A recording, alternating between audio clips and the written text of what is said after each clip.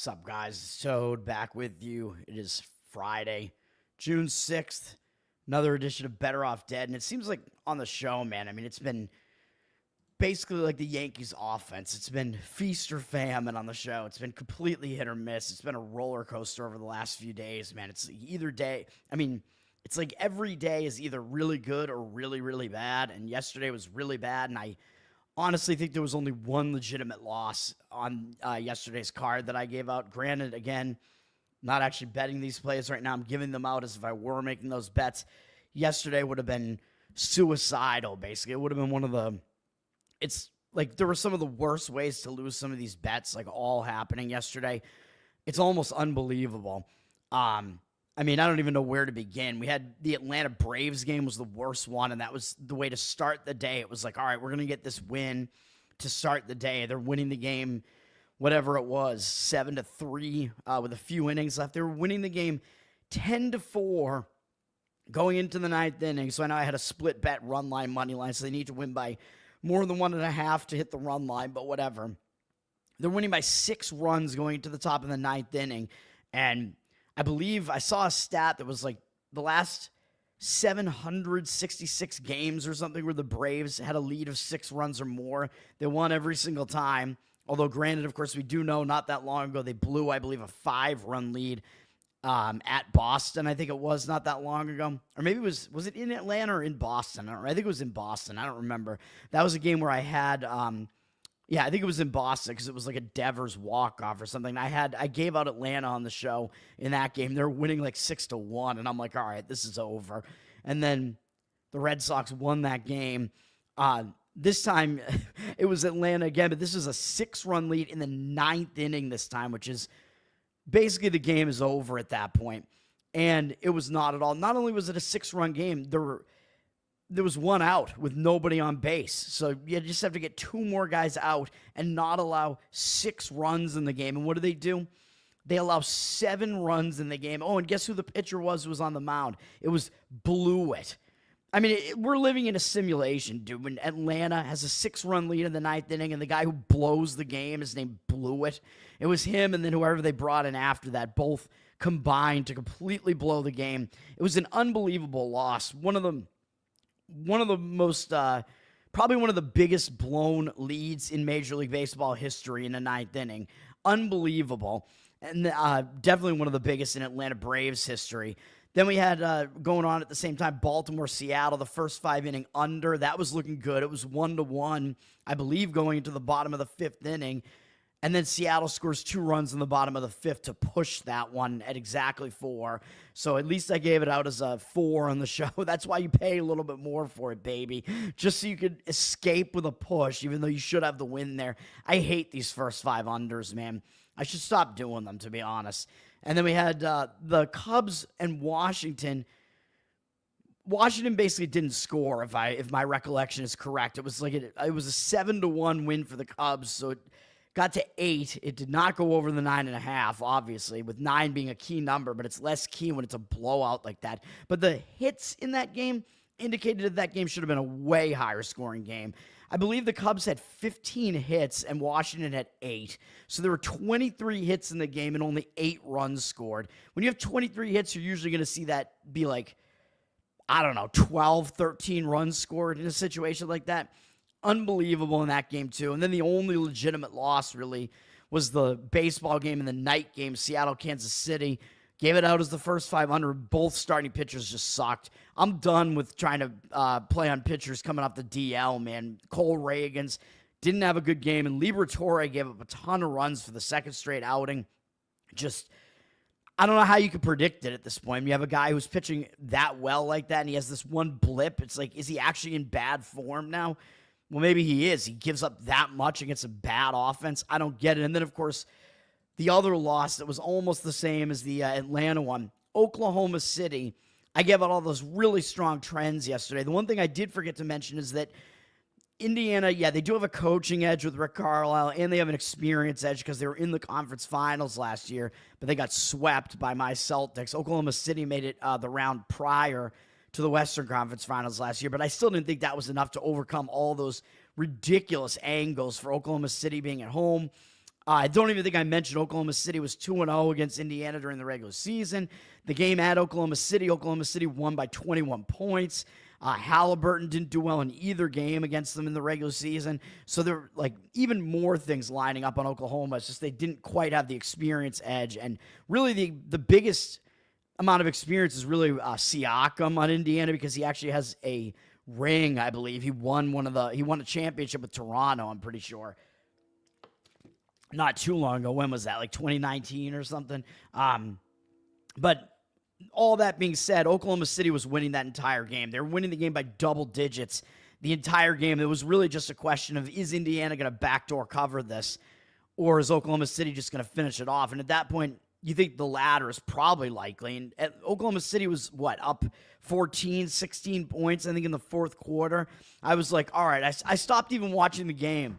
And then I look and I see the game is like a 1-point game in the final couple seconds. I'm like, what the fuck is happening here? And then Indiana wins on a Halliburton buzzer beater. And that was literally the only point during the entire game that Indiana had a lead. Oklahoma City, the game was 0-0. And then besides the 0-0, Oklahoma City had the lead for the entire game except for the final 0.3 seconds. That was the only point where Indiana had a lead. It's insane. It's unbelievable. Probably it's no surprise. I will be coming back and I will give out another play on Oklahoma City in game 2. I think they're going to win easily in game 2 after a loss like that, with all those trends and angles still lining up on Oklahoma City at home. I highly doubt that's going to happen again. So that is where we're going to go there. Nate, what's up, man? Yeah, I'm going to talk about that game right now, actually. The hockey game. Florida and Edmonton. Edmonton won game 1. We do see money. We did see this in game 1, though. Game 1, the money was coming in on Florida, but it does look like it's stronger this time on Florida. I was hard to read the market in game 1, to be honest, and I had my reservations about Florida in game 1, with Edmonton having revenge on their mind, of course. But now in game 2, probably it is a stronger look to look towards Florida in game 2. They do have 57% of tickets, 68% of the cash coming into them. The line has dropped from -120 to -114. But this is the odds makers kind of adjusting, thinking Florida is going to play a better game, because Edmonton was like -120, -125 in game 1. So you're getting Florida a little bit less of an underdog, although I don't think it's really that significant. So I would probably slightly lean to Florida, but I don't want to play it. I would be more inclined to play it if Florida got blown out in game 1. Florida is very difficult to blow out, though, because defensively they're good. Although I know Edmonton did just run through a couple of good defensive teams. Dallas is very good defensively. Vegas is good defensively. LA is actually really good defensively. So Edmonton has not had it easy. They've played a lot of good defensive teams. Florida is another one. Skinner did show some signs of being beatable again in that first game, though, which does kind of have me thinking Florida is not going to go away here. And this looks like it could be a 7-game series, just like last year. If you remember, last year Florida was up 3-0 in the series, and Edmonton almost was able to win. I think it would have been the first time in Stanley Cup Finals that it's ever happened. Not the first time ever in the NHL playoffs, but Edmonton pushed it to a Game 7, which was at Florida. And Florida won in Game 7 after blowing the 3-0 lead. This series is being hosted by Edmonton, so Game 2 is at Edmonton. But I do think Florida definitely has a chance. Game 1, I mean, it came down to overtime. And overtime is basically a coin flip at that point, even though Edmonton, I would say they did outplay Florida in overtime, though. Edmonton did have more shots in overtime. They had more shots in the game. But Florida was winning the game 3-1, man. So Skinner was giving up some goals. Bobrovsky was playing pretty well for Florida. And because Edmonton outshot Florida, Bobrovsky actually had a pretty impressive game there, man. So Skinner is beatable. It is possible that Bobrovsky can outplay him here, even though Edmonton is going to fire a barrage of shots at you. I mean, that is how they play. They're an offensive team. There were a lot of shots on both sides in that game. Edmonton had more, but again, Florida was winning the game for most of the game. They were winning 3-1 into the middle of the second period, I think, and then it was 3-2 in the third period. They gave up a goal. It went into overtime, and then it was really a brutal loss for Florida. If you saw how it ended, it was the final minute and a half of overtime. Florida got penalized for shooting the puck over the glass in their own zone, like, which is a penalty, but it's such a fluke thing, man. One of their players, I'm pretty sure it was not intentional. I mean, he just accidentally flipped it into the stands, and that's a penalty. And Edmonton, very dangerous on the power play, scored on the power play, and that's how they won. Really, really ridiculous. That was their only power play goal of the game, I believe. But you don't want to have a game end that way, man. So I could see it going both ways, man, because it was such a close game. Florida blew the game like that. You could see maybe that'll affect Florida negatively emotionally coming into this game. And, oh, we almost had game one, and now they're just going to be kind of down coming into game two. Or I could see it also going the other way and see Florida being a little bit more angry and coming out with a little bit more fire. Florida, the physicality in the game was actually, the number of hits were even in game one, and Florida won the face-off battle. So Florida did have somewhat of a possession advantage, and their goaltender had the better save percentage. Edmonton was the more offensive team. You kind of expect Florida to be the more physical team for the most part, although it was close in game one. So we'll see what happens, man. I don't want to have a play on this game, but that is the way that I would, that's the breakdown in game one. I would say very slight lean to Florida here.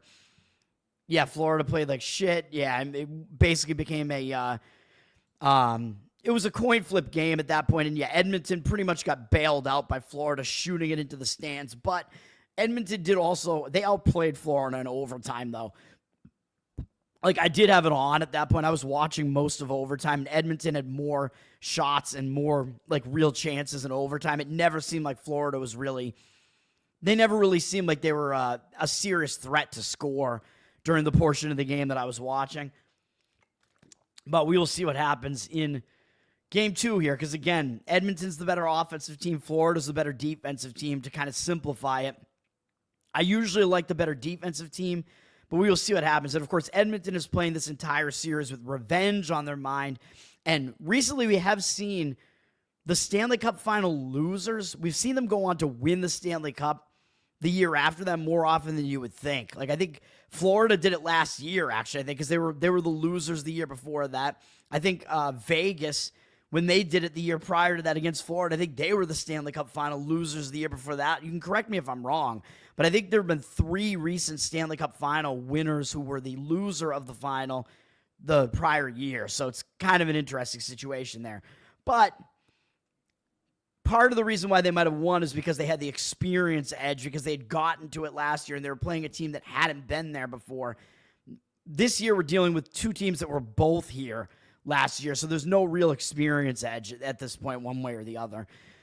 All right, let's talk about WNBA. I'm not going to give out a play here. I don't have a whole lot to say. These games don't interest me much. Atlanta, we've seen the line move significantly already on Atlanta on the road at Connecticut. Atlanta up from 9.5 to 11 with juice right now. I mean, Connecticut, they're the worst team in the WNBA. I mean, there's not a whole lot else to say about this.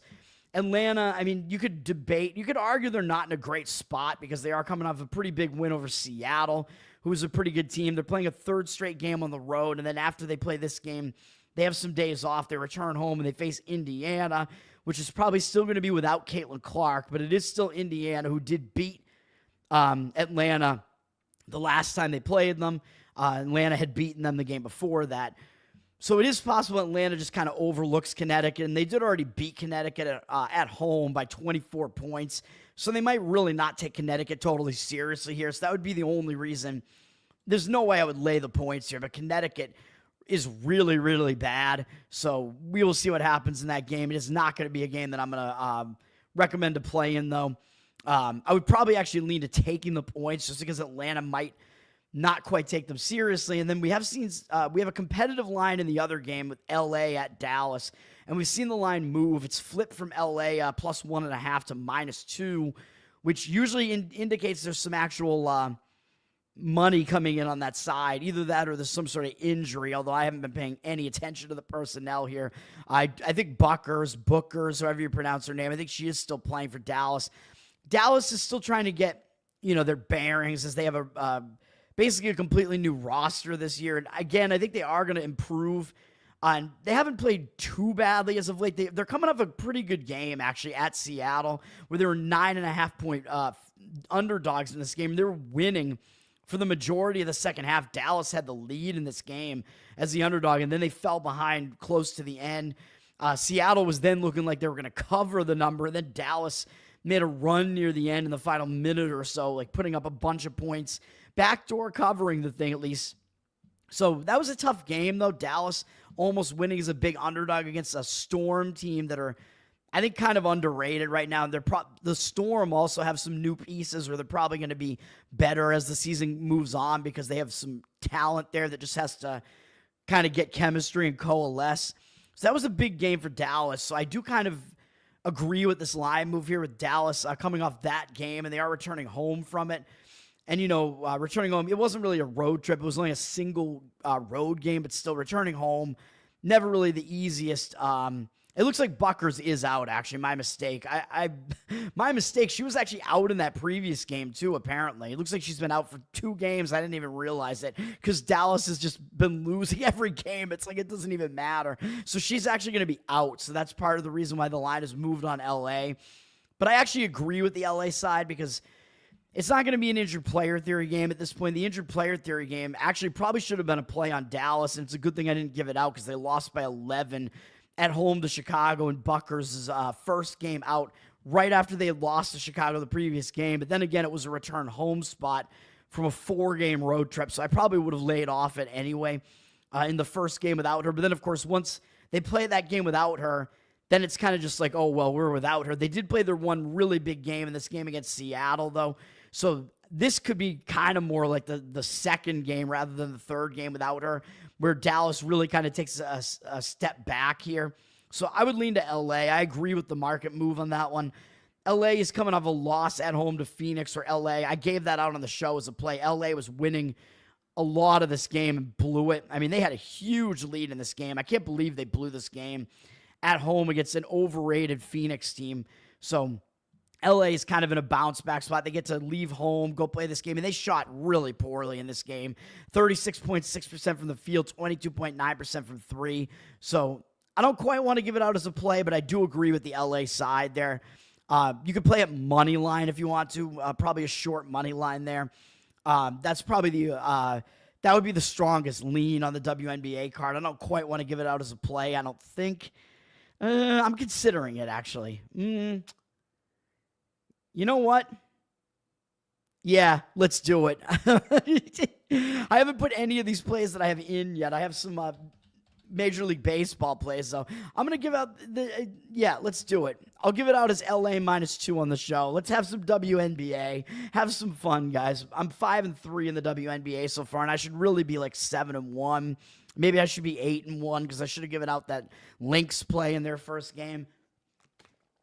Play the LA Sparks. I mean, the other thing about that is that they're not quite as bad as their record makes them look, and Dallas being shorthanded and really bad anyway. I mean, they're still looking for their first home win, but I don't think it happens here. People might look at this and think it's kind of a close matchup, but it's not as close as maybe it appears. I mean, LA is certainly not a great team.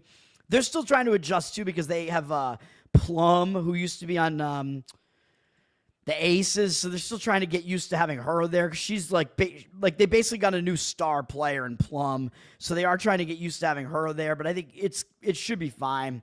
You can see the injuries there. Really, Buckers is kind of the big one there.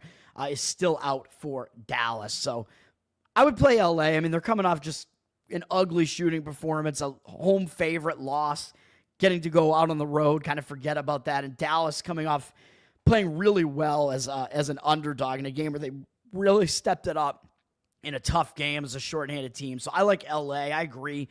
I don't like LA the city though. I agree with the market move there. All right, what are you guys saying to me here? Edmonton is without Hyman. Yeah, Florida has broken their Hyman. Yeah, I mean that's true. He's one of their more physical players. We'll see what happens. That's true. He is one of their better players, though, of course. In hockey, it means a little bit less, though, in hockey, to be honest. I mean, hockey, because there are just so many line changes and stuff that one guy being out has less of an impact than it does in some other sports. Yeah, Buckers is injured with white guilt. Probably because some of the black players in the WNBA like they probably physically injured her or something. I have no idea. I mean, they were doing that to Caitlin Clark. They were beating her up. Andrew, thanks for hanging out. So I don't know. I mean, I don't know what happened to Buckers though. But yeah, I mean, it seems like these white girls who have joined the WNBA, they've had it rough, man. Getting kind of mistreated there, I will say. All right, we'll talk about MLB. I got a few MLB plays. I just got to refresh my mind as to what they actually are real quick here because I haven't put them into the banners here yet. I have 3 MLB plays, 2 full game totals, 1 over, 1 under, and 1 money line side. Okay, I got it in my head. All right, we're good. All right, let's talk about it. Miami and Tampa, we have 1 afternoon game today for whatever reason. We have a Friday afternoon game between 2 Florida teams, Miami and Tampa. This is, of course, at Steinbrenner Field or whatever the hell it is, the spring training stadium that Tampa Bay is playing in this year because the hurricane wrecked their stadium. Tampa Bay had a close win. They won against Texas in dramatic fashion. I believe they had a 3-run 9th inning or something like that for Tampa Bay yesterday with a walk-off win, which I believe completed a sweep, if I'm not mistaken, against Texas. So now they're staying at home coming off a pretty nice sweep, whereas Miami's coming in probably in pretty embarrassing fashion because they just lost. They got swept at home by the Colorado Rockies. So that's what they're coming off of. Where is it? That was yesterday, wasn't it? Or was that 2 days ago? So wait, did Miami not play yesterday? Dude, I thought that was yesterday, but I guess Miami didn't play yesterday. I am like so off right now. Yeah, Miami didn't play yesterday. So Miami's had the day off, and they just got swept by the Colorado Rockies and now get to go out on the road. I mean, that's basically the most embarrassing thing that can happen to you is to be swept by the Colorado Rockies. So that has me kind of leaning to Miami in this game. They have Edward Cabrera pitching, and he's been pitching fairly well. I mean, his numbers don't look really good. 4.14 ERA, a 1.42 whip is terrible. But he has been pitching a bit better over the last month with a 28-8 strikeout walk ratio in May, a 2 ERA in May, only allowed 2 home runs in the month. He did have 3 walks in his last outing, which is a little bit worrisome. But Miami's actually won 4 straight starts of his. And Cabrera, the one thing about him is he does have pretty good strikeout stuff, even though he hasn't been going that deep into games because he throws too many pitches, and he is still a bit wild, but he's pitching fairly well. Against Tampa, however, I can't quite make this a play because his numbers against Tampa just aren't good. In 27 at-bats, he's allowed 2 home runs, though they're both to Morel. 296 average, 937 OPS. Those numbers not good, even though he does have a 10-2 strikeout walk ratio against them, which is good. But I can't quite give it out as a play because of that track record there. He has actually been a little bit better on the road, though, with a 3.68 road ERA compared to 4.35 at home. Although this is a fairly hitter-friendly park here. He's going up against Zach Littell for the Rays, who's having a good season, 3.86 ERA, 1.10 whip, although I don't think he's as good as his numbers look. If you just look at his history, he's not quite that good, but, I mean, his numbers just aren't that bad. I mean, over the last month, he was still pretty good, 2.88 ERA, fewer than 1 hit per inning, 26-3 strikeout walk ratio, so he's not coming in and striking a lot of guys out, but he's not putting a lot of guys on base. He allowed no more than 3 earned runs in any start. Actually going all the way back to April 10th, he has not.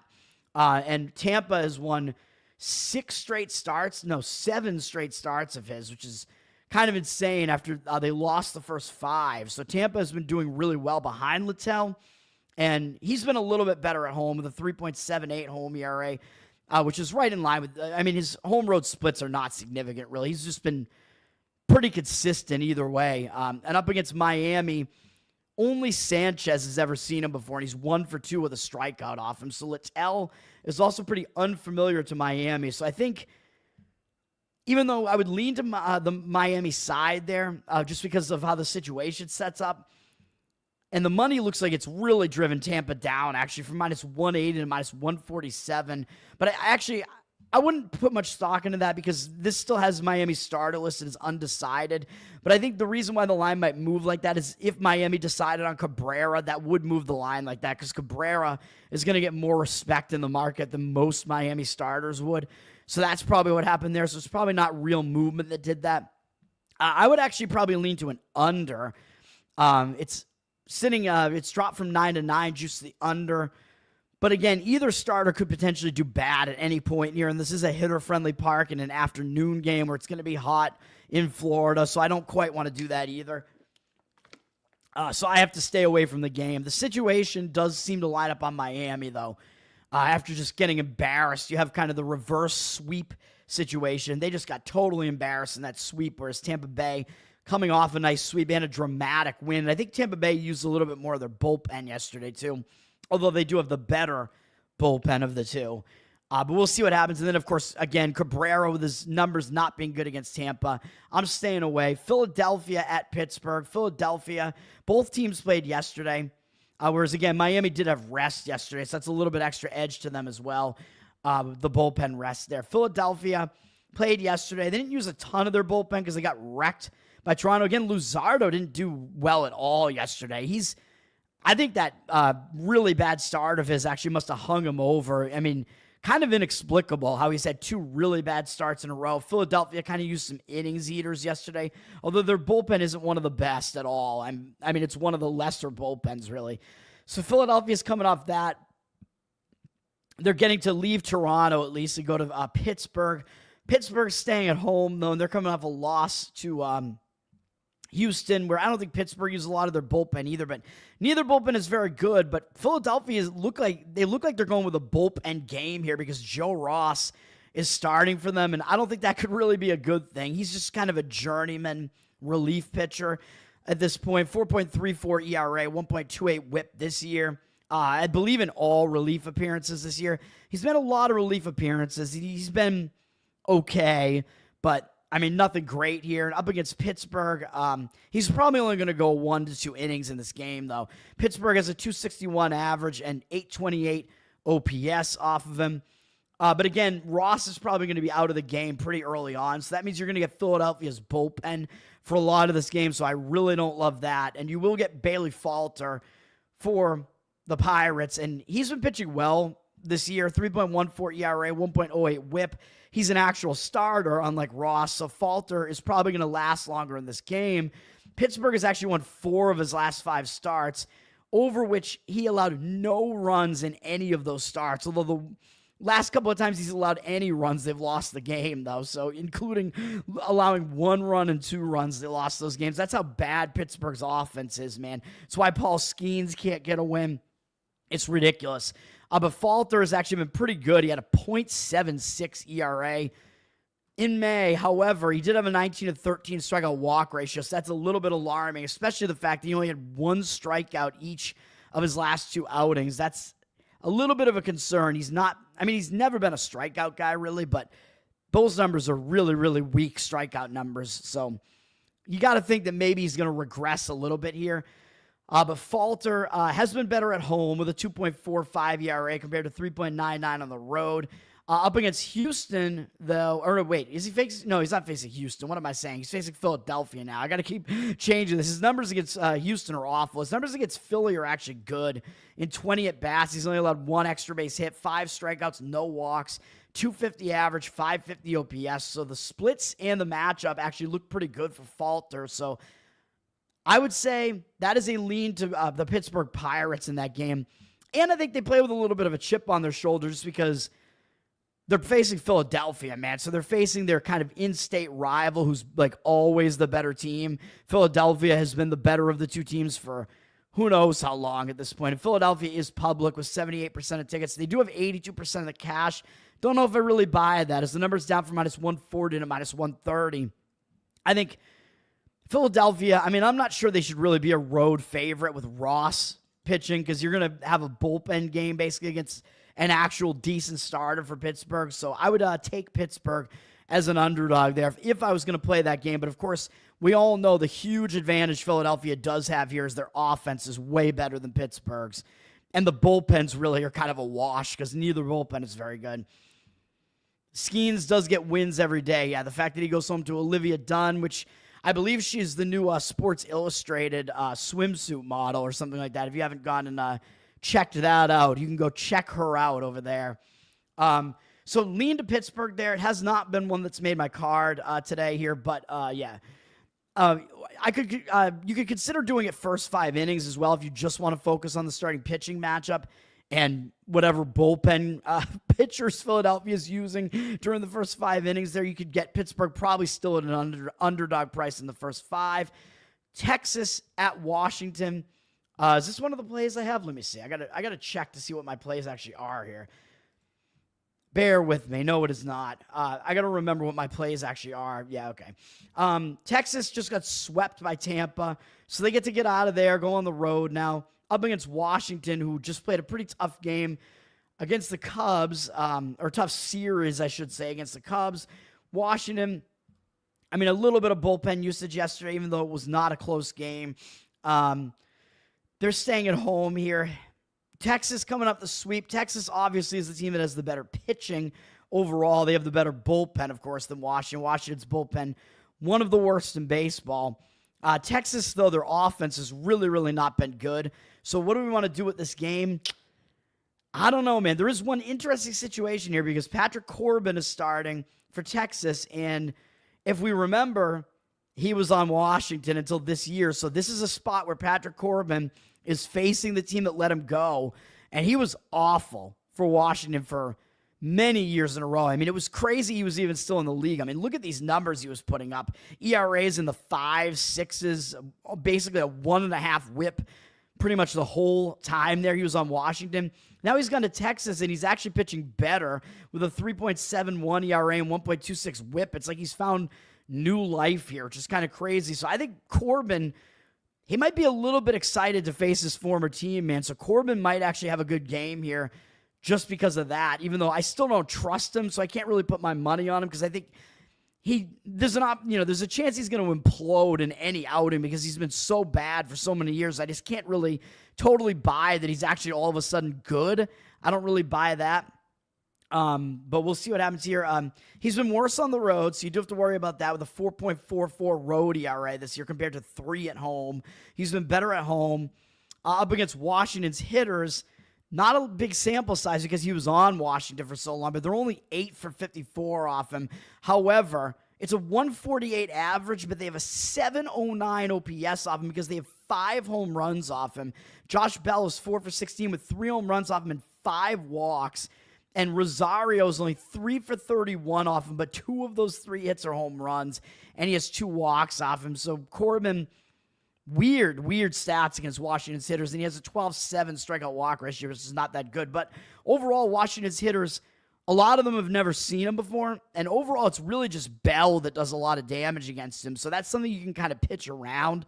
So I think Corbin, he doesn't have the worst matchup there, man. He might be pumped up about it. He's going up against Soroka for Washington, who is trying to bounce back from having an injury-plagued early part of his career. His numbers are not good this year, 5.81 ERA, 1.23 whip, but over the last month, he had a 25-5 strikeout walk ratio. Didn't allow more than 4 earned runs in any start. He just wasn't going deep into these starts, but that strikeout walk ratio tells you he did have decent command throughout that last month. It's just his ERA, 5.54, was high. He was getting a bit unlucky, and it was mostly because he's allowing a ton of home runs. So it's like everybody he puts on base is scoring because he's allowing so many home runs. That's really been the issue with Soroka here. And up against Texas, Texas does not have a very good offense, even though they've started to hit decently, although against Tampa they weren't really doing it. But Texas has a very limited sample size against them. They're 0 for 7, but Jacob deGrom is in there at 0 for 4. So really, their hitters are 0 for 3 off in lifetime with 2 walks and a strikeout.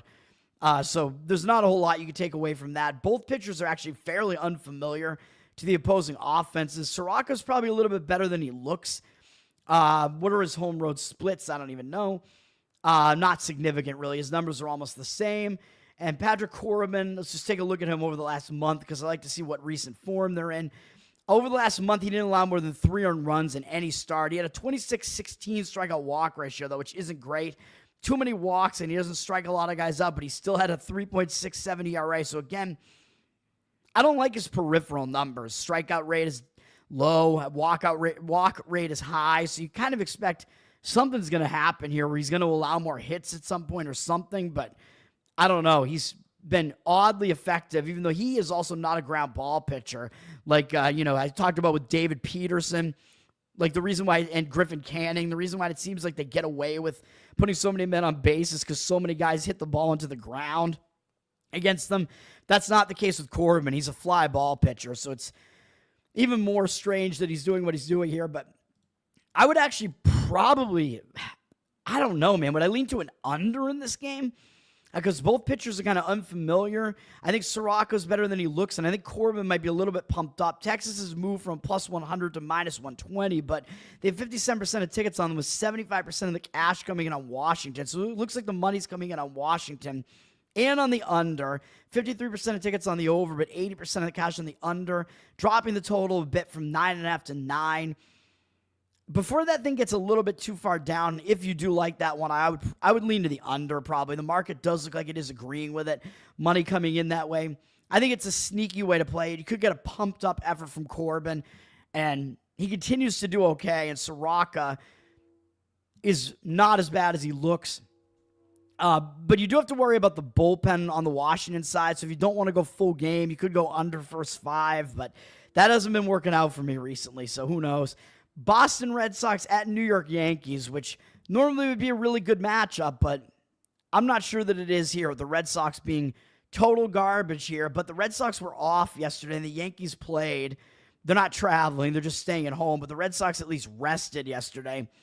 And coming off kind of a bad series against Anaheim at home, they did win the last game at home, but having that day of rest should help the Red Sox a little bit.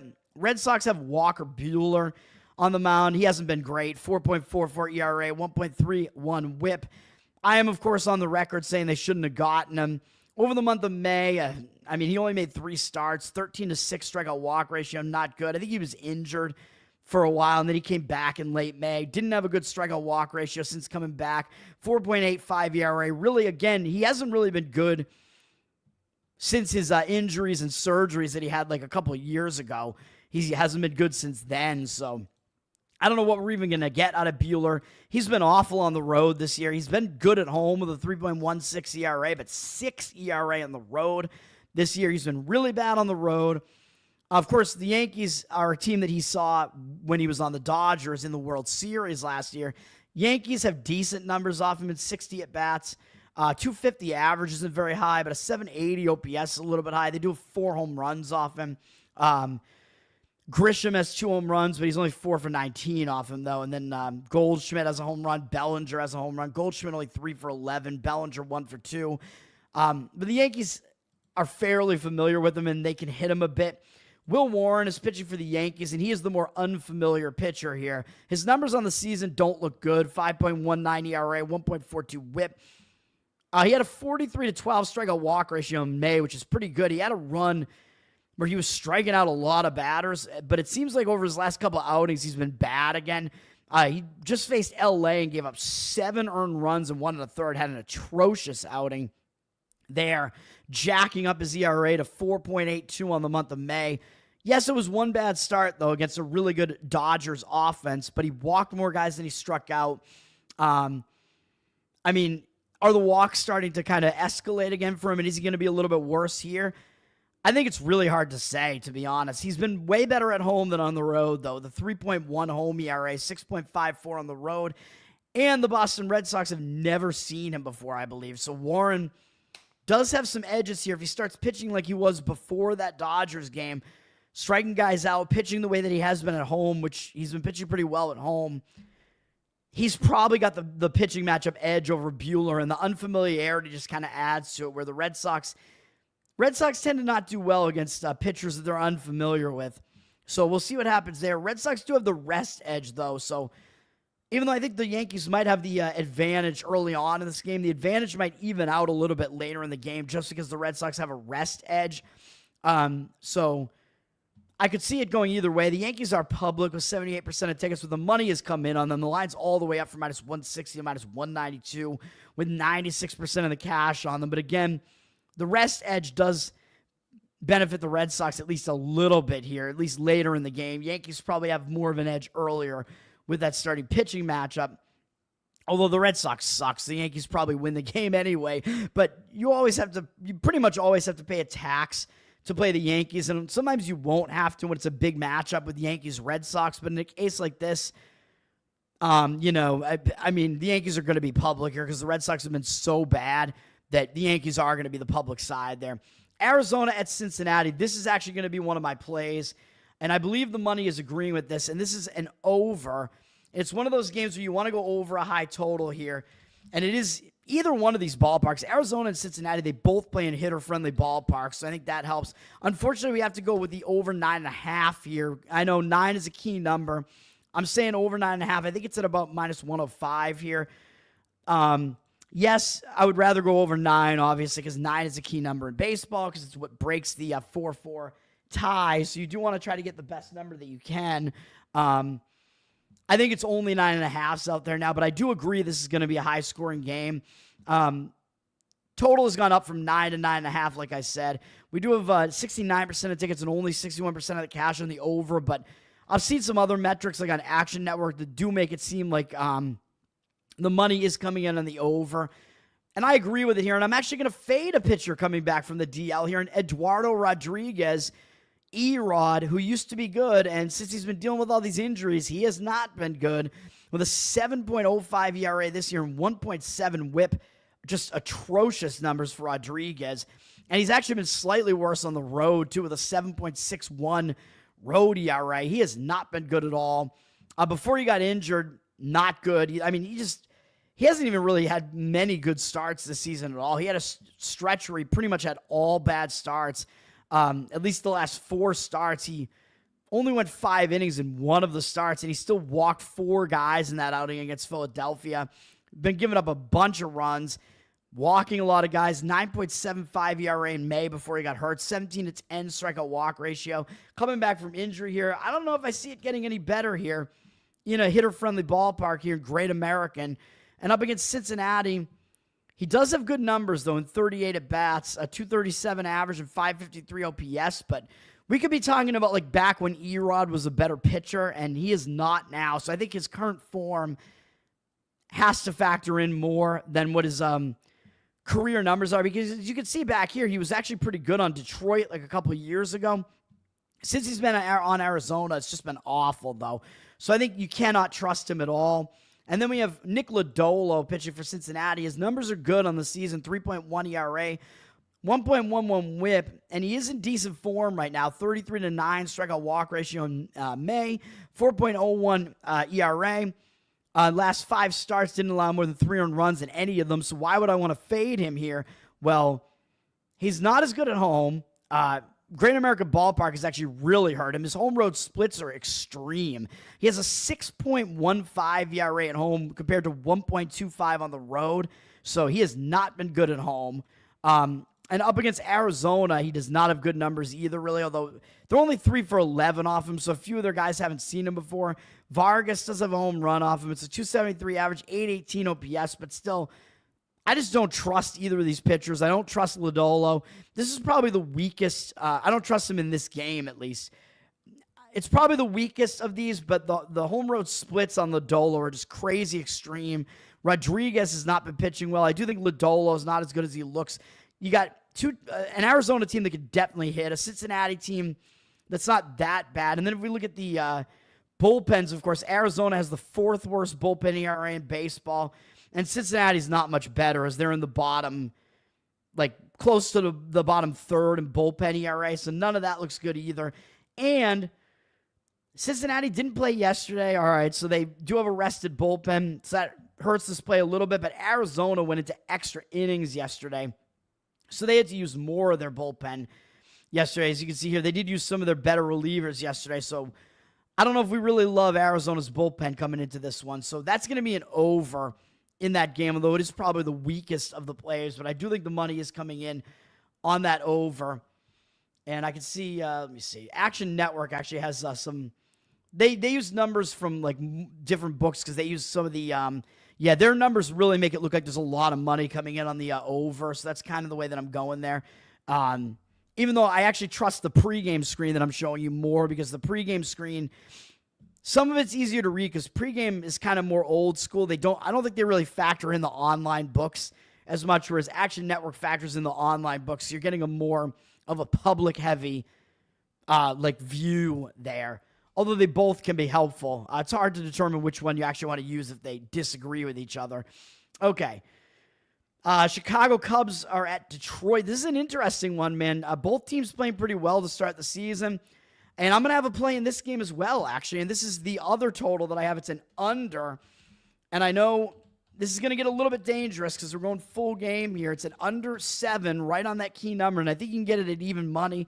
If you can find it under 7.5 at like minus 120 or cheaper, I would say go and do that and get that because you want to get the hook if you can. Because, again, odd numbers are key numbers in baseball because you got to break a tie in baseball. So the 7 is how you break the 3-3 tie. But this game looks like it is going to be a pitching matchup. And on one side, that's a surprise. And on the other side, it isn't.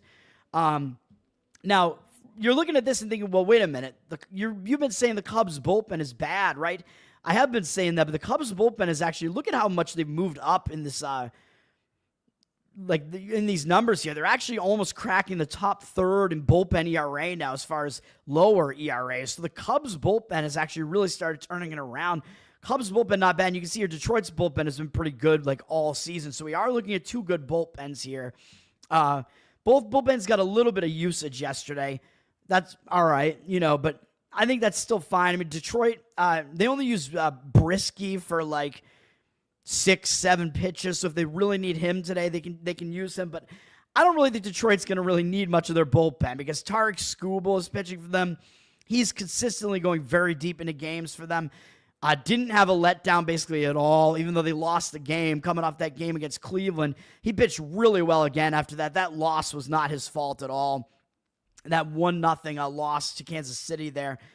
There was no shame in that whatsoever. I think the bullpens lost the game. Obviously, he didn't give up any runs in the game.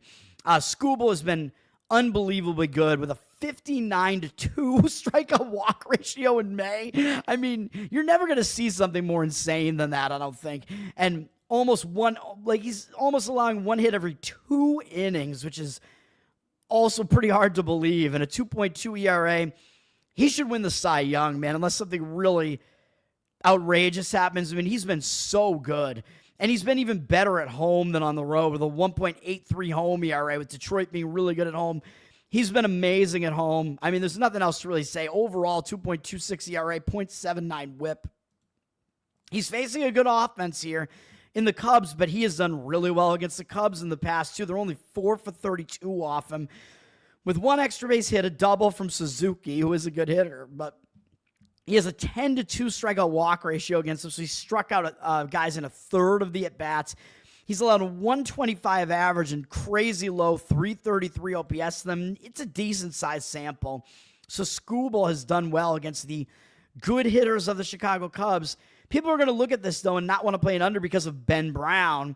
5.72 ERA, 1.46 whip. Yeah, those numbers are atrocious. But if you dig a little bit deeper, look at his numbers in May, dude. He had a 5.46 ERA, which is really bad. But I don't even understand how did he allow that many runs in May? He had a 40-5 strikeout walk ratio in May, which is a crazy good ratio. So he was striking out a lot of guys. He had way more than 1 strikeout per inning.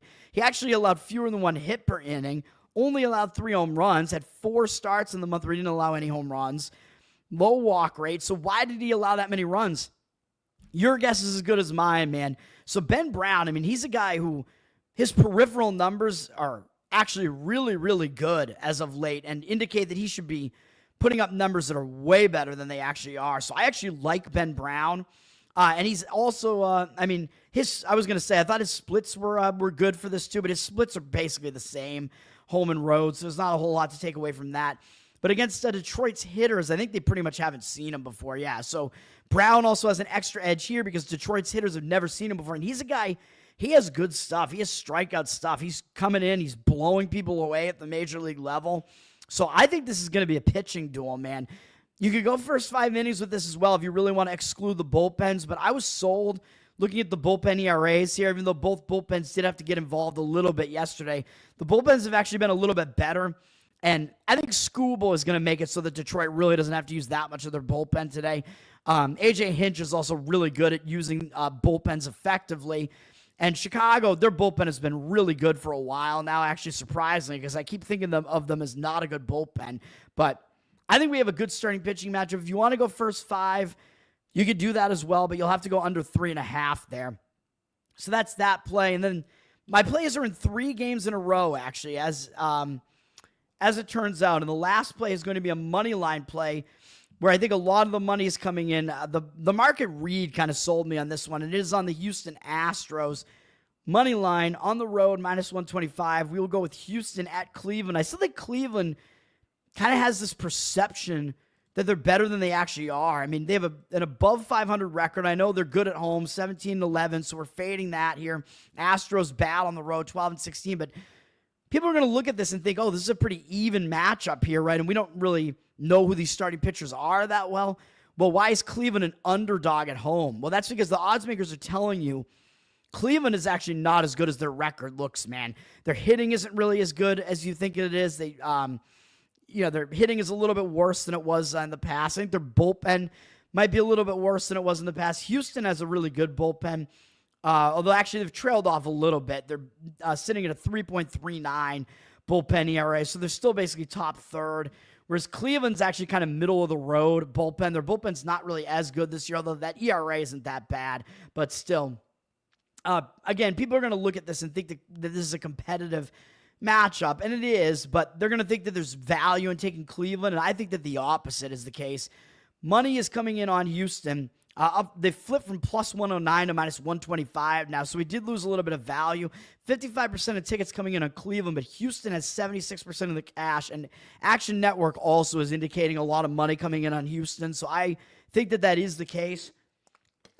And I'm actually going to agree with that, even though I think we have 2 fairly questionable pitchers here. Houston, they didn't have to use a ton of their bullpen yesterday because Framber Valdez had a good start for them. They got a win. And now they get to go. They're only going from Pittsburgh to Cleveland, so it's a very short travel spot for Houston with a little bit of momentum coming off that win. So I actually like that. They're facing a Cleveland team that's going to probably attract more attention than Pittsburgh did for Houston. So that is all pretty good for Houston. Cleveland is coming up a series against the Yankees, man. They were trying to get revenge against the Yankees because that series matters, man, for Cleveland. I think that was the first time they faced the Yankees this year, right? But the Yankees were the team that eliminated Cleveland from the playoffs last year. So that was a big series for Cleveland, and they lost the series. Coming off that, it's a little bit more of a difficult spot. They're returning home as well, though it is only from a single series road trip to New York, and they're coming back. But the travel spot is actually better for Houston because they're just staying on the road, and they're actually making less travel here. Both teams did play yesterday, so that's a little bit of a wash. But then looking at the starting pitching matchup, Colton Gordon is pitching for Houston. His numbers look bad, so nobody's going to want to come in and play Houston with this guy. 5.95 ERA, 1.37 whip. But his numbers kind of tell a different story if you dig deeper into his numbers. A 20-3 strikeout walk ratio, and Houston won 3 of his first 4 starts. And yeah, I know in his last start, they lost 16-3, but mostly it wasn't really his fault. He went 5 innings. He gave up 4 earned runs, which isn't that great, but he gave up 2 home runs. So he got a little bit unlucky, I think, because you give up home runs, you're going to give up runs. He still had a 6-1 strikeout walk ratio. So I don't think that start was as bad as it looked. And he gave up exactly 3 runs in all of his other starts. So he's actually been pretty consistent. And Houston has kind of consistently been in games with him pitching and won 3 of the first 4, of course. So not that bad for Gordon. He's also been a little bit better on the road than at home. A 6.28 home ERA, 5.06 on the road. I know that doesn't inspire confidence, but he's been better on the road. 306 opponent batting average at home and 238 on the road might give you a little bit more confidence. That's a low opponent batting average on the road. I know it's all a really small sample size.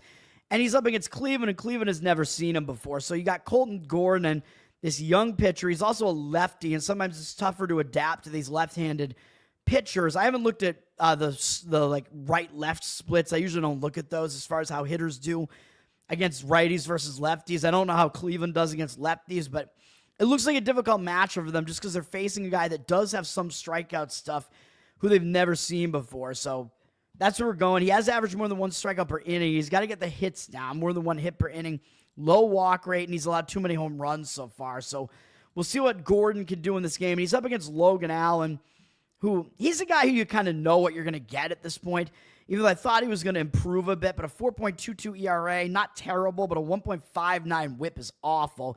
He's putting too many men on base, and I don't know what these last outings were. If one of them might have been range shortened, because in his last outing, he only went one inning, and it was scoreless, and he didn't put anybody on base, I don't think. So I don't understand why he was out of the game.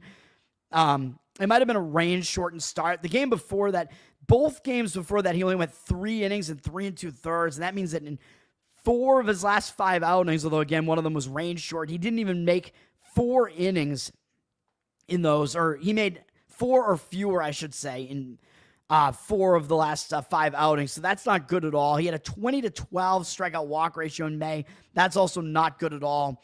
Not a very high strikeout rate, a very high walk rate, putting way too many guys on base, allowing too many hits as well, and a 4.24 ERA. Probably should have even been a little bit higher. Throughout this entire season, he's been walking way too many guys. He's not good, man. At home, he has been a little bit better with a 3.94 ERA compared to 4.36 on the road. It's not a huge home road split there, though.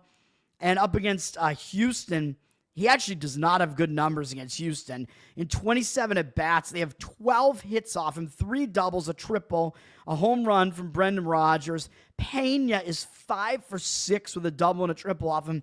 He has a 3-2 strikeout walk ratio. Houston has a 444 average off him and 1,223 OPS. So Logan Allen has really struggled against these Houston bats when they've seen him before. So that is not good. So Houston is the play in that game. Let's keep this show moving, man. This is going to be a long show today, unfortunately. Kansas City and the Chicago White Sox. Kansas City played a doubleheader yesterday, so they're at a little bit of a rest disadvantage because they played a doubleheader yesterday. However, the White Sox did play pretty well against Detroit. They actually just won another game against Detroit yesterday. So they had a pretty competitive series and won again against Detroit. So Chicago White Sox could be in a little bit of a letdown spot. And Kansas City is in a pretty bad rest spot coming off playing 2 games yesterday. And the first one went extra innings too. So not a great spot for Kansas City, but not a great spot for Chicago either, really. And Seth Lugo is pitching for Kansas City. He is a guy who's better at home with a 3.1 home ERA, 4.19 on the road. But overall, again, good numbers this year. 3.45 ERA, 1.15 whip. Lugo has been fairly good.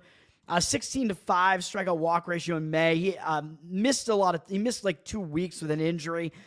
Came back and didn't have a good start his first time out against Detroit. But I think he's probably going to improve again because he's been consistent throughout the year, not allowing more than 4 earned runs in any start. He did allow 2 long balls in that one, so he's got to get that under control. But he hasn't been too bad overall. 4.09 ERA in May. 16-5 strikeout walk ratio is mediocre. But overall, again, he's been pretty effective, and he's facing a weak White Sox lineup here, and they have not done well against Lugo. In 63 at-bats, 206 average, 15-4 strikeout walk ratio, only 2 extra base hits, both doubles, and a 488 OPS. So Lugo has done really well against the White Sox. So not really a spot where I want to fade Lugo here. Davis Martin pitching for the White Sox has actually been pitching better as of late. His numbers on the season aren't too bad. 3.67 ERA and a 1.24 whip. He's actually been better at home, too, with a 3.03 ERA versus 4.36 on the road. So Martin has been better at home.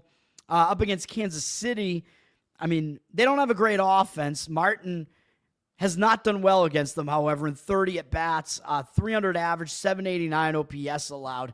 So Martin has not done well against Kansas City. So that's another thing, gives me a little bit of hesitation there, although his numbers in May weren't that bad. He doesn't strike a lot of guys out, but he wasn't walking a lot of guys. 20-6 strikeout walk ratio, didn't allow more than 4 earned runs in any start. So he was at least keeping his team in the game, but his team just really can't hit. So that's part of the problem there, the reason why they're losing all these games. And a 4.08 ERA was okay. So Davis Martin, he's actually been okay. I don't know what you want to do with that game, to be honest. The money is actually heavily coming in on the White Sox, though. I think because of the doubleheader situation, Kansas City down from -170 to -145. 87% of tickets on them, but 78% of the cash on the White Sox. So some heavy movement on the White Sox and some movement towards the under. Total down from 8 juice to the over to 8. 83% of tickets on the over, but 58% of the cash on the under. So the money is coming in on the under there. So as far as the market read is concerned, I don't really disagree with it. I mean, you're looking at two pretty weak offenses here. So that's kind of the thing that we have going on there. It's just that Martin hasn't been very good against Kansas City. And if you get to the bullpens, even though Kansas City has a good bullpen, the White Sox don't really have a good bullpen.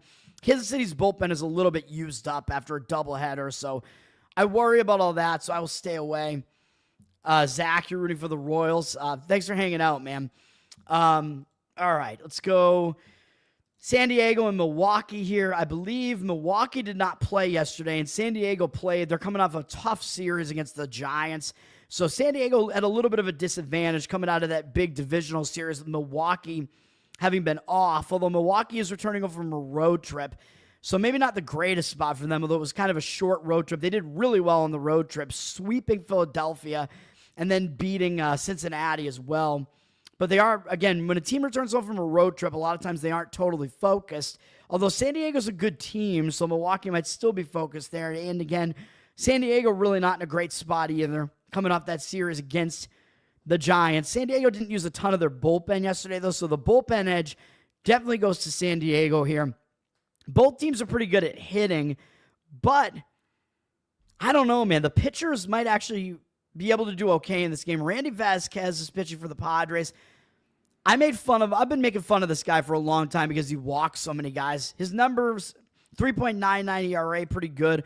1.47 whip, obviously not good. His last outing was bad. He was actually pitching pretty well. Basically throughout all of May, he pitched fairly well with a 2.89 ERA, 22-8 strikeout walk ratio, and one of those, the first start, he walked 5, but after that, he really settled down and only walked 3 guys in the next 4 outings. But he just had a bad start, but it was against Pittsburgh again. So it's like, I don't know. Does he just do bad specifically against Pittsburgh? I don't get it. The 5 walk performances against Pittsburgh, and then he was home against Pittsburgh, and he allowed 2 home runs and 3 walks, and had another bad outing after having 4 good outings in a row. So maybe Pittsburgh is like Vasquez kryptonite or something. I don't know. So he might do better in this game just because he's not facing Pittsburgh. But if you look at that run of games where he pitched well, the offenses weren't that good. I mean, Pittsburgh's not good. Miami, Toronto, not great. And he didn't really do that well in that game. Anaheim, Colorado, though it was at Coors Field, but still, I don't know what to think about Vasquez, to be honest, because he still has a really high walk rate. I don't know what we're going to get here. Against Milwaukee, he does have good numbers in a small 13 at-bat sample size. 3-3 strikeout walk rate. 3-3 strikeout walk ratio isn't that good, but a 154 average and 466 OPS is actually good. So Vasquez has been good against the Brewers. Hasn't been as good on the road with a 3.45 home ERA, 4.61 on the road. So what do we do with all that information? I mean, really, really tough. I kind of lean towards him pitching better, but he is stepping up to face a better offense here in Milwaukee. But the matchup numbers say that he's actually done pretty well against Milwaukee. So we'll see what happens. Milwaukee has Chad Patrick pitching. He's in his rookie season. He's pitching well with a 2.97 ERA, 1.21 whip. So he's the pitcher I prefer out of the two here. And he's on a nice run here with 6 strikeouts or more in 3 straight starts. Granted, 2 of those 3 he didn't even make it 5 innings. They're kind of limiting his pitch count a little bit, but he was effective in those starts. He hasn't allowed more than 3 earned runs in any start, going all the way back to, any start this entire season, actually. Had a 35-7 strikeout walk ratio in May, which is a really good ratio. Not walking a lot of guys. Fairly high strikeout rate, 3.32 ERA.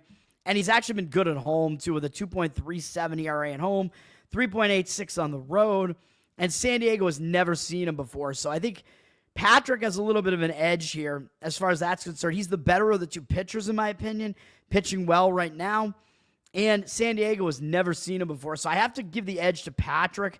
And San Diego coming off that big series, and with Milwaukee having the rest, I think I would lean to Milwaukee, but the money's coming in on San Diego.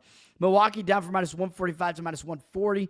51% of tickets on them, 60% of the cash coming in San Diego. I don't really agree with the market read on that one. I do agree with the under, which is the other read here. The market does look like it's on the under, dropping the total from, to 8.5, juiced a little bit less to the over. 71% of tickets on the over, but 63% of the cash on the under. I do agree with the under, although I like the Milwaukee side here. I expected San Diego to be a little bit public here, but under could be the way to look here, as Vasquez does have, I believe I showed he does have good numbers against Milwaukee, right? So both starting pitchers might have a bit of an edge there.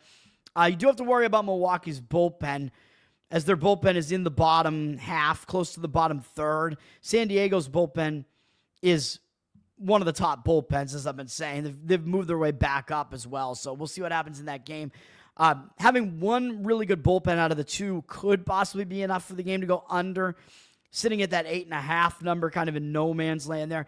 Toronto's at Minnesota, and this is a hard game to handicap because we don't know who's going to start for Toronto. Toronto's coming off beating Philadelphia 2 games in a row and going out on the road, so they are starting a road trip, usually a focus spot when you start a road trip. Starting the road trip with momentum as well, so usually that is a positive spot as well. But they are coming off some big wins over a pretty good Philadelphia team, so is it also a letdown spot? Well, I don't know. And Minnesota's coming off getting absolutely wrecked by the A's. Very embarrassing loss, losing 14-3 after they had wrecked the A's in the previous 3 games, and the A's have not been very good at home, but they got annihilated by the A's. But Minnesota's returning home from the Pacific Coast with no days off. They actually went all the way to Florida, then out to the Pacific Coast. So Minnesota's returning home from a long road trip. So Minnesota is at a disadvantage here, even though they are going to be kind of in an embarrassed state after that embarrassing loss. They're in a bad spot on the road trip return. So I think money is probably coming in on Toronto, fading Minnesota because it's a bad spot. Again, returning home from a road trip. Bailey Ober is pitching for them. Guy I kind of like. 3.48 ERA is good, but his whip is too high right now, man. 1.35 whip. That's not good. Only went 4 innings in his last outing. Threw way too many pitches. 97. He was very inefficient. He was good in May, though, with a 25-7 strikeout walk ratio. Only walked more than 1 in 1 outing and had a 2.76 ERA, but he was failing to go deep into a lot of those games. He went fewer than 5 innings in 3 of the games, although one of them was rain shortened, which was that Cleveland one. So that one you could take a little bit less away from that one, but he's been okay overall. I still like Ober, and again, he hasn't allowed more than 3 earned runs in any start since that one really bad outing to start the season. He is better at home with a 2.32 ERA compared to 4.65 on the road. Up against Toronto, he does have good numbers against them too, in 74 at-bats, a 22-5 strikeout walk ratio, 176 average and 458 OPS. So Ober has actually done well there too. So Ober, I think, does have a little bit of an edge in this pitching matchup here against undecided. But Minnesota's in a really bad spot, a really bad return home spot. I just can't do it because you have a bad spot for a team that also seems to have the better of the pitching matchup, so I can't do it. Although it does, I believe, look like the money is coming in on Toronto. It looks like it is going to be Paxton Schultz. Minnesota's down from -150 to -142. 69% of tickets are on Minnesota. 88% of the cash, however, coming in on Toronto. We can look at Schultz's stats here really quick here. Let me see. Where's he at?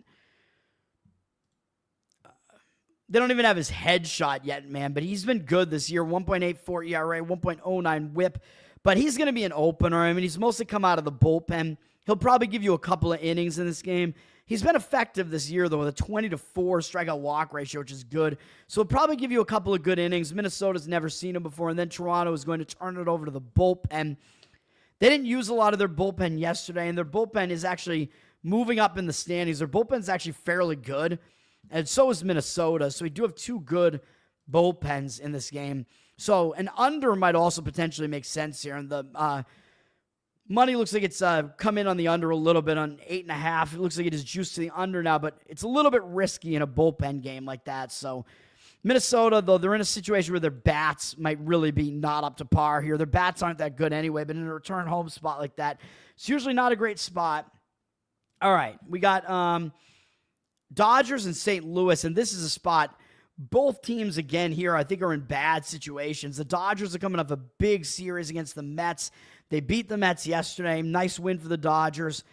They're starting a road trip, though, which is usually a focus spot, so it might be a little bit of a positive for LA just because they're starting a road trip. St. Louis, of course, played 2 games yesterday because they were in that doubleheader against Kansas City, so that's a disadvantage to the Cardinals there.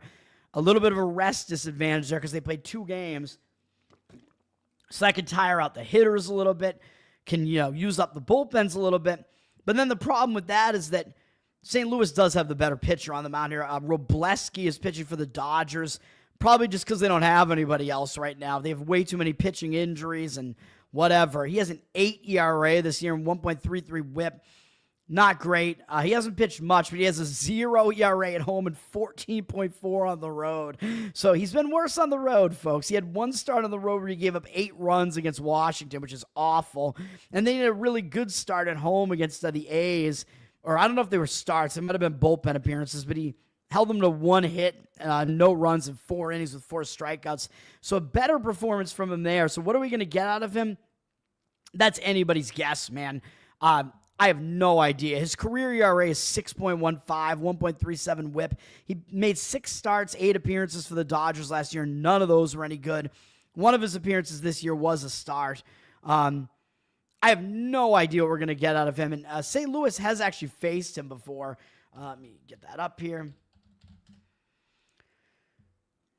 In 14 at-bats, they have a 286 average against him and 1,375 OPS because 3 of their hitters have home runs off him.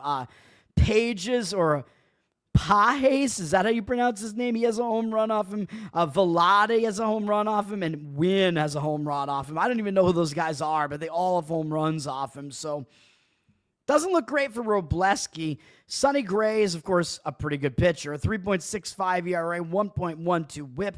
And he's also been better at home with a 3.23 ERA at home compared to 4.57 on the road.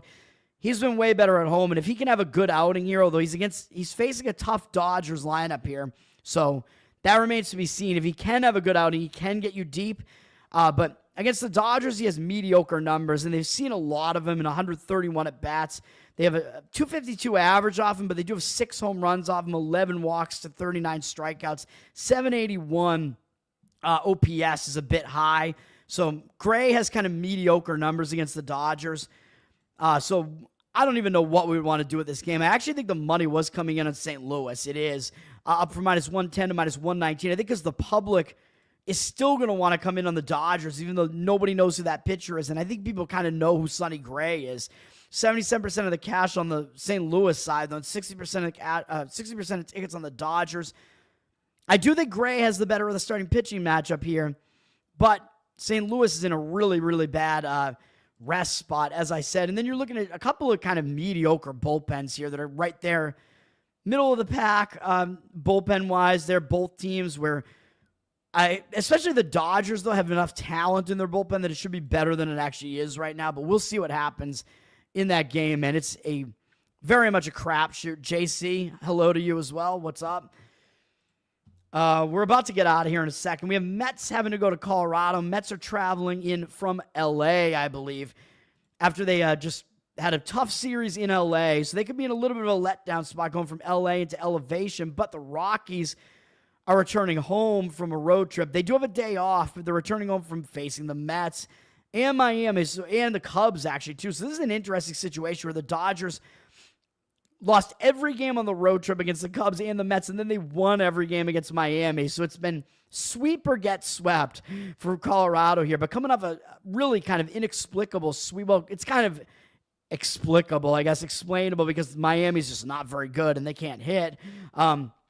Rockies returning home off that, though. They might be feeling a little bit high on themselves, or they might just have the right amount of confidence now. I don't know, but this is a return home spot, and return home spots like this from a long road trip like that, they're almost always negative, and they tend to affect bad teams like Colorado more. So I think it is overall a pretty bad spot for Colorado.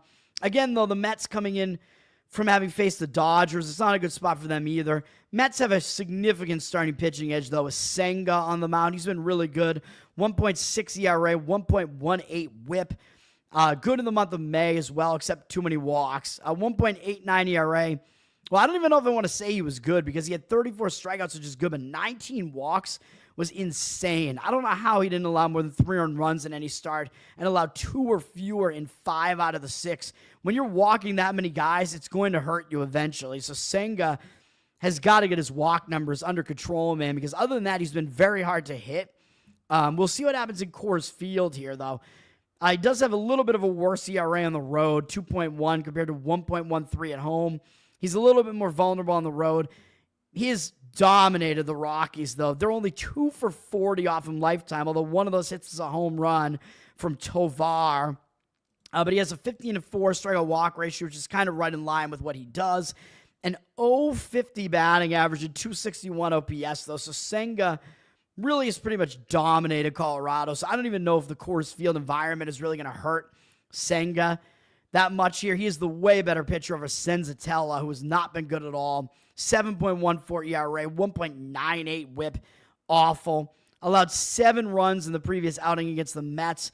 Also, really, really bad. So the Mets did just see him. He had an 18-12 strikeout walk ratio in May. So you want to talk about a bad strikeout walk ratio. His was worse than Senga's and had a 9.1 ERA this month. That's not good. He's even worse at home with a 7.42 ERA in this hitter-friendly field here, Coors Field, 6.83 on the road. There's nothing to like at all about Senzatella. And the Mets have kind of destroyed him in 88 at-bats. They have 8 home runs, 12-5 strikeout walk ratio, 364 average, and 1,080 OPS. So obviously, Senga does have the edge here. Both starting pitchers were just seen by the opposing hitters, though. Senga did fairly well against Colorado, allowing 2 earned runs and 6 1/3. But now that the hitters just saw both of these pitchers, could be a more offensive game here. And both pitchers walk too many guys. So I would probably lean to an over, even though you might see the bats take a little bit of a step back here. Both teams coming off, decent performances, and Colorado returning home from a road trip usually does kind of slow down the bats a little bit, especially with one day off. But the money is agreeing with the over, and I don't disagree with that. It's flipped from 10.5 juice to the under to 10.5 juice to the over. The total is high for a reason, of course. 80% of the tickets, but 96% of the cash on the over. And I do agree with that one. I would lean to the over in that game. Seattle at Anaheim. Seattle just lost. They got swept by Baltimore. So I think one of the best things for you is probably to just get out of town when you just got swept. They probably looked a little bit worse than they actually were because they lost 2 games by 1 run. But getting out, going on the road, starting a road trip, I think it's probably a positive spot. Oh, and I was going to say it is a revenge spot, though, for Colorado, by the way, because they did just get swept by the Mets. But I don't know if that's going to be enough motivation for Colorado there in that return home spot. It'll help alleviate the distractions a little bit. But Seattle, they are leaving home after getting swept, so it is a positive spot for them in that regard. Anaheim's returning home from a road trip to Cleveland and Boston, so they're in a bad spot because they're returning home from a road trip. So it's looking like it's a good situation to play Seattle here. Although it's a divisional matchup, Anaheim probably is not going to overlook Seattle, a team in their division who's ahead of them. So it's probably not going to be a spot where they're going to be completely unfocused. Bryce Miller is pitching for Seattle, and I just don't know if we could trust him until we see that he's completely back in form. He's trying to come back from injury right now. He's been a good pitcher, but this season has been injury-plagued, and he hasn't been good with a 5.36 ERA, 1.53 whip. Not good. His ERA in May was 9.69, 6-3 strikeout walk ratio. He's just not been healthy, man. So hopefully he'll get back to it and he'll be easier to handicap. He's always better at home, but this year's numbers are just bad both ways. 5.11 ERA at home and 5.68 on the road, so that's not good. But against Anaheim, he does have good numbers in 49 career at-bats, too many walks, 17-9 strikeout walk ratio. Ward does hit him well with 4 for 10 with 2 doubles and a home run and a walk. But overall, 143 average, allowed him 521 OPS. So Miller has done well against Anaheim. And he's up against Kyle Hendricks, who you just asked me which one of these guys is the better pitcher. I'm going to say Bryce Miller, obviously. He's the younger pitcher with better stuff. Hendricks, I mean, I think he's getting close to the end of his career, but I've been saying that for a while. He has a 5.34 ERA this year, 1.29 whip. The whip is too high, but he has actually started getting better. Not allowing more than 4 earned runs, and then he started in May. 26-6 strikeout walk ratio wasn't that bad. Not allowing a lot of walks. 4.5 ERA also wasn't that bad. And he's been way better at home with a 3.8 ERA at home and 6.37 on the road. So I don't really know that I could fade Hendricks here, man. I think I just can't do it. And his numbers against Seattle are okay in 45 at-bats. 15-1 strikeout walk ratio is really nice, although Tellez is 9 for 24 with a home run and 5 RBIs, 6 strikeouts to no walks though off of him. So he does pretty well against him. 267 average overall and 660 OPS allowed overall. I think Miller is the better pitcher, but we have to wait and see, man, because I don't know if he's really back in form yet.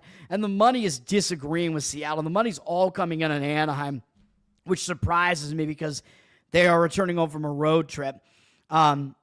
Seattle down from minus 140 to minus 128, 56% of tickets on them, but 86% of the cash on Anaheim. So we will see what happens there. The A's just beat the Twins 14-3 yesterday, which is completely ridiculous. In a way, that might help the A's, though, because even though they just had a blowout win, they might not be in letdown spot. They might not be feeling overconfident, because how can you feel overconfident when you just lost, like, whatever it was, 20 of their last 21 games or something they had lost, and they finally won, broke a long loss streak again for them.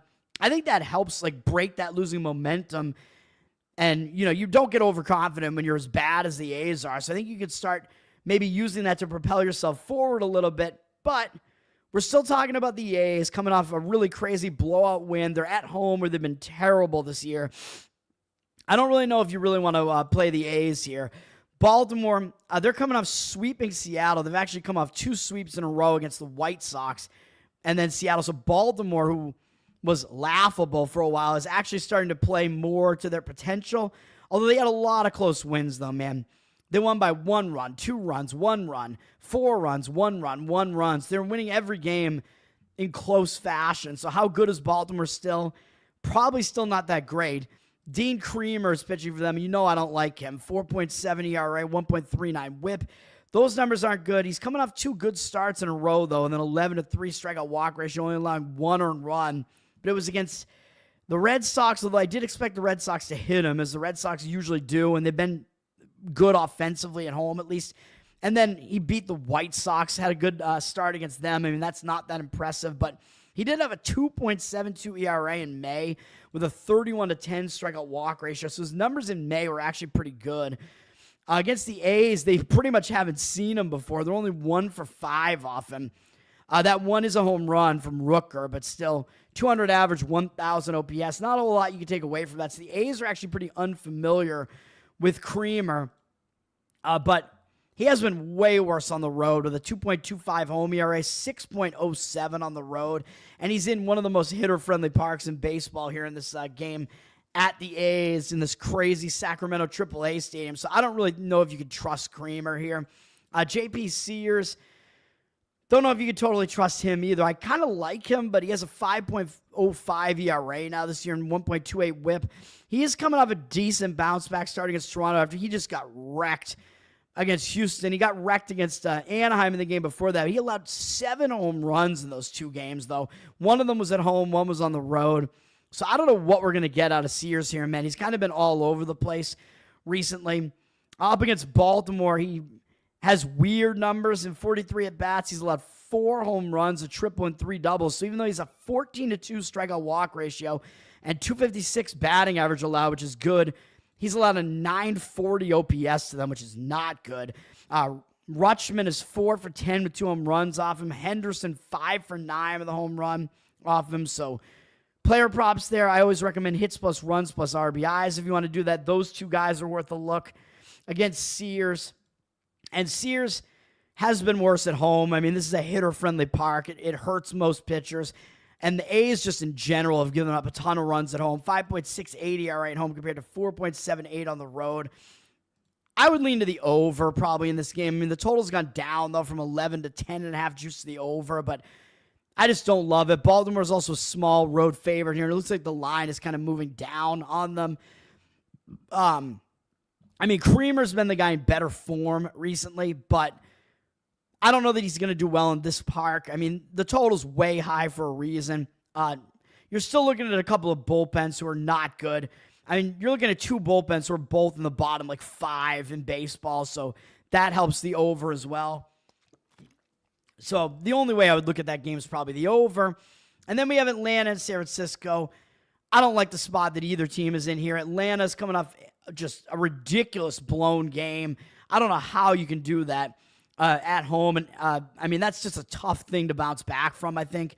But they have lost 4 games in a row, and the positive for them is they're going out on the road. So the problem is that their bullpen is just really not rested right now. So they have their bullpen is not rested, but San Francisco's bullpen is not that rested either. They got a little bit of rest yesterday because Robbie Ray gave them another good deep outing yesterday somehow. So San Francisco does have a bullpen edge here a little bit because they were able to rest a little bit more yesterday. San Francisco has the best bullpen ERA in baseball by about half a run, and that's been the case for a while. Atlanta's bullpen is like middle of the pack. So San Francisco does have the bullpen edge here, but Atlanta starting a road trip, just getting out of home is usually a good thing, but I don't know. It's not that easy to fly cross country with no time off and play again like right away, although they should be focused against San Francisco, and they do have one of their best pitchers on the mound in Wnba, who has a 3.13 ERA, 1.03 whip. He's been really good this year. 11 strikeouts each in his last 2 outings with no walks. So he's in really, really good form right now as well. 38-6 strikeout walk ratio in May, 3.41 ERA in May. Pitching well, of course. He's been worse on the road, though. He has fairly significant splits, 2.29 home ERA, 4.94 on the road. So that gives you a little bit of hesitation. The Braves' bullpen situation isn't that great. They are having to travel cross country. And Schwellenbach is a little bit worse on the road, so that gives me a little bit of pause. But San Francisco's basically never seen him before. Smith is 0 for 1 with a walk and a strikeout off him, but other than that, San Francisco has never seen him before. So there's a little bit of an edge there to Schwellenbach because he is a really, really good young pitcher, and San Francisco has never seen him before. So even though he's not that good on the road, I still expect him to do well.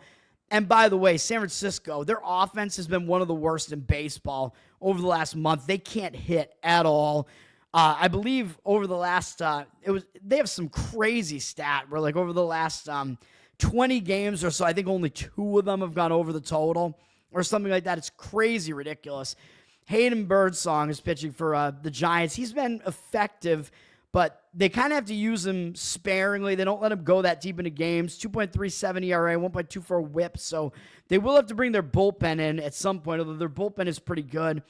He did go 5 1/3 in his last outing. 5 strikeouts, no walks against Miami. A good outing. 1 earned run. But it was against Miami. Miami sucks, but Birdsong, I mean, he hasn't allowed more than 3 earned runs in any of his outings. So he's been effective, but again, he doesn't go deep. He's only gone 5 innings twice this entire season. So I don't know what you could take away from that. And they were both against bad offenses in Kansas City and Miami. But he's in decent form over those last few games with a, 15-2 strikeout walk ratio over the last 3 outings, which is actually pretty good. He's been better at home, too, with a 1.29 home ERA, 3.71 on the road. And I think because Ray let them rest their bullpen a little bit yesterday, San Francisco, their pitching is looking all right coming into this game. And Birdsong up against Atlanta, not a big sample size. They're 2 for 10 off him, although both hits are home runs from Murphy and Riley, the 2 Irishmen. They have a 200 average, 1,073 OPS, though, because of the 1 walk and 2 home runs there. But it's really a small sample size, so I think the way to look at this game is the way to look at any Giants game right now, man, and that is the under. The total's low for a reason. It's down from 7.5, juice the over to 7.5. 51% of the tickets on the under, but 75% of the cash on the under. I would lean to the under if I was going to play that game. Atlanta's up for -130, -133, but the cash percentage is actually on San Francisco.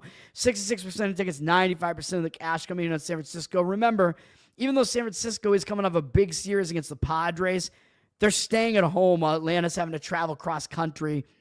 So even though Atlanta is starting a road trip, which can tend to be a focus spot, it is a tough travel spot for them, and the bullpen usage is not great for them. But I think under is still the way to look in that game. Maybe under in the first 5 is better if you expect the scoring to be limited early on with Schwellenbach. But if Schwellenbach can get deep enough into this game, Atlanta does have some of their better relievers still available here because they didn't use some of them yesterday. They almost looked like they threw the game yesterday. It was like, well, we're way ahead, so let's use our shitty relievers. And then they blew the game completely. So we will see.